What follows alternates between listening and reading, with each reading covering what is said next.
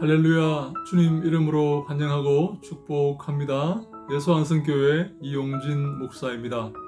하나님의 사랑하심과 자비하심과 예수 그리스도의 은총이 여러분들의 삶에 늘 넘치기를 간절히 소망합니다.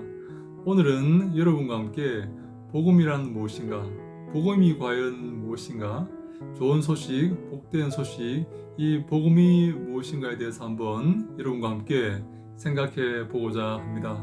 저와 함께 하나님의 말씀을 읽으면서 하나님의 말씀을 상고해 가면서 예수 그리스도께서 우리에게 주신 이 복된 소식, 복음이 무엇인지 한번 묵상해 보는 그러한 시간 가지기를 소망합니다. 먼저 성경 한 구절 읽겠습니다. 에베소서 2장 1절 말씀입니다. 그는 허물과 죄로 죽었던 너희를 살리셨도다. 아멘.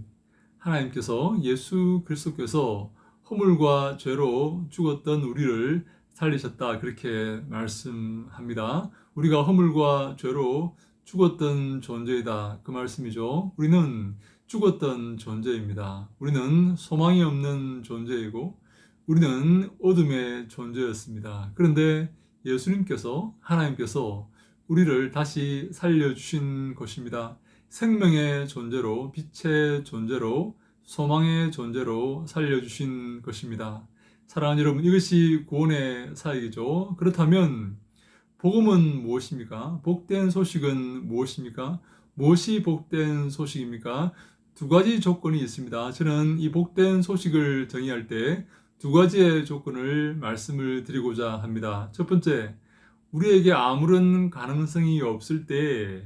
두 번째, 하나님께서 완전한 은혜와 완전한 선물을 주신 것이다. 이것이 바로 복된 소식입니다. 한 번 더 말씀을 드립니다. 우리에게 어떤 가능성도 없을 때, 우리에게 아무런 가능성도 없을 때 하나님께서 온전한 선물, 가장 좋은 선물, 이 땅에서 얻을 수 없는 놀라운 천국의 영원한 생명을 주신 것이다. 이것이 복된 소식입니다.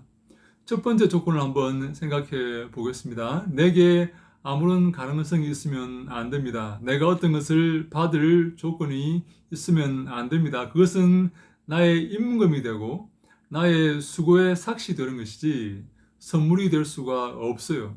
나에게 전적으로 아무런 자격이 없을 때, 아무런 가능성이 없을 때, 오늘 본문으로 말하면 허물과 죄로 죽었을 때, 허물과 죄로 죽었을 그 당시에 하나님께서 나에게 생명을 주신 것입니다. 나를 다시 살리신 것이죠. 그래서 두 번째, 이 땅에서 얻을 수 없는 완전한 사랑, 완전한 선물을 받게 되는 것. 내게 아무런 가능성이 없을 때 완전한 선물을 받게 되는 것. 이것이 복음이다. 완전한 선물은 무엇입니까? 완전한 사랑은 무엇입니까? 영생입니다. 영생보다 더 큰 선물이 있습니까? 더 값진 것이 있습니까? 영원히 사는 것. 영원히 하나님 앞에서 기뻐하며 즐거워하며 사는 것. 그것보다 더 가치 있고 귀한 것이 있습니까? 단연코 없습니다. 영생보다 더 귀한 것이 없습니다. 여러분, 많은 것을 누려보았지 않습니까? 어떤 사람은 많은 것을 누려보지 못했다고 말하는 사람도 있어요. 그런데 누려보면 사실 별 것 없습니다. 그렇죠? 누려본 여러분들이 다 공감하고 동의하는 것 아닙니까? 겪어보면, 누려보면 아무것도 아닙니다. 가장 소중한 것은, 가장 귀중한 것은, 가장 값진 것은 영원한 생명입니다. 하나님과 함께 천국에서 영원한 생명을 얻는 것, 그것이 바로 복음입니다. 그것이 바로 가장 큰 선물이죠. 그래서 에베소서 2장 8절로 9절 말씀에 너희는 그 은혜에 의하여 믿음으로 말미암아 구원을 받았으니 이것은 너희에게서 난 것이 아니요 하나님의 선물이라. 행위에서 난 것이 아니니 이는 누구든지 자랑하지 못하게 함이라. 이것이 선물이라는 말씀입니다. 행위에서 난 것이 아니에요. 우리가 잘해서, 내가 노력해서 받은 것이 아닙니다. 그것은 선물이 아니죠. 그것은 삭시고 임금이죠. 내가 노력하지 않았는데, 내가 수고하지 않았는데 하나님께서 내게 가장 값진 것, 영원한 생명을 주신 것, 그것이 바로 선물이요. 가장 좋은 선물이요, 가장 값진 선물이 되는 것입니다. 이것이 복음입니다. 사랑하는 여러분, 여러분들이 아무런 가능성이 없는 존재라는 사실을 인정하십니까?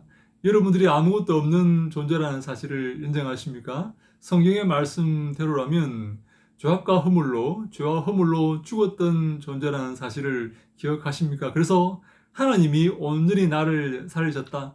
하나님이 온전히 나를 구원하셨다. 나는 무가치한 존재였다. 나는 죽음의 존재였다. 나는 흑암의 존재였다. 아무런 소망이 없는 존재였는데 하나님이 나를 살리셨다. 나를 구원하셨고 내게 영생을 주셨다. 이러한 사실을 인정하십니까?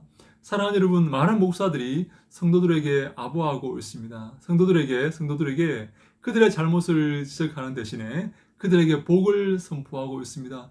평강을 선포하고 있습니다. 성도들이 마치 목사를 평가하듯이 그렇게 행동하고 있고 그렇게 설교하고 있는 것을 보게 됩니다.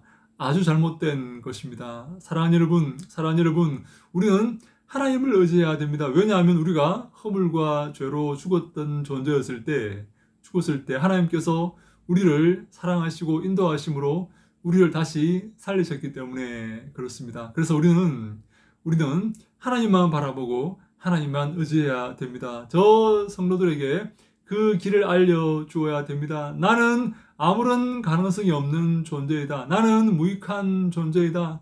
나는 썩어 없어질 허물과 죄로 죽었던 존재이다. 그래서 예수님이 나를 살리신 것이다. 그래서 이제 우리는 예수님만 바라보고 나를 의지하지 않고 나를 바라보지 않고 내 재물과 내 권세와 내 명예와 내 학위를 바라보지 않고 주만 바라보아야 한다. 주만 의지해야 한다. 그것만이 가치 있는 것이고 그것만이 진실이며 그것만이 주 앞에 판단받을 기준이 된다. 사랑하는 여러분, 여러분의 재물을 바라보지 마시기 바랍니다. 여러분들의 권세를 의지하지 마시기 바랍니다. 여러분들의 명예를 자랑하지 마시기 바랍니다. 여러분들이 누구를 알고 있는지 자랑하지 마시기 바랍니다. 여러분들의 교회가 얼마나 큰지 자랑하지 마세요. 여러분들을 따르는 성도가 얼마나 많은지 자랑하지 마세요. 우리는 원래 허물과 죄로 죽었던 존재이고 예수 그리스도의 선물로 은혜로 살아난 그러한 자들이며 우리는 그 복음을 믿고 남은 인생 끝까지 겸허한 마음으로 예수 그리스도의 뒤를 따라야 할 사람들입니다. 그리고 이 모든 경주 끝에, 이 모든 수고 끝에 주님, 저는 무익한 종이었습니다. 주님, 감사합니다. 이 모든 것이 하나님의 은혜입니다. 이 모든 것이 하나님께서 하신 일이고 하나님의 축복이고 하나님의 도우심입니다. 라고 고백할 그러한 사람들입니다. 그렇죠? 근데 많은 목사들이 그들의 성도를 자랑하고 있습니다. 그들의 성도를 의지하고 있어요. 그들의 교회를 자랑하고 의지하고 있습니다. 이것은 아주 잘못된 것입니다. 복음을 알지 못하는 것입니다. 놀라운 하나님의 은혜인 그 영생을 받았다면, 그 진주를 소유했다면, 그 보화를 받았다면 이 땅의 조그마한 것을 자랑할 수가 없는 법입니다. 그렇죠? 그 영원한 생명의 가치를 모르기 때문에, 그 소중한 영생의 선물의 가치를 잘 모르기 때문에 이 땅의 조그마한 것을 자랑하고 있는 것입니다. 그것에 의지하며 살고 있는 것이에요. 하나님을 경홀히 여기고 이 땅을 더 중요하게 생각하고 있는 것입니다. 사랑하는 여러분, 그렇게 하면 안 됩니다. 하나님 의지하고 복음을 믿는다면 하나님 의지하고 하나님만을 바라보고 그 복된 소식에 의지하여서 주님만 의지하며 살아가야 되는 것입니다. 우리에게 아름다운 영생을 주셨다는 저 복된 소식을 늘 기억하며 살아가는 자는 하나님 의지하고 하나님만 바라보는 자들입니다. 이 땅에 잔꾀를 부리는 자들이 아닙니다. 착하고 의롭고 진실한 삶을 살아가는 자들입니다. 주님이 기뻐하시는 아름다운 삶을 살아서 주님께 칭찬받고 잘하였다 착하고 충성된 종아 칭찬받고 주 앞에 영광 돌리는 우리 모두가 다 될 수 있기를 간절히 소망합니다. 저 썩어지갈 세상을 바라보지 않고 저기에 마음을 두지 않고 저기에 의지하지 않고 주만 바라보고 주만 의지하며 이 놀라운 복음을 허락하신 놀라운 영생을 허락하신 주만 사모하며 남은 인생을 겸허한 마음으로 한 걸음씩 걸어가는 한 걸음씩 살아가는 우리 모두가 다 될 수 있기를 예수님 이름으로 간절히 축원합니다. 할렐루야. 샬롬.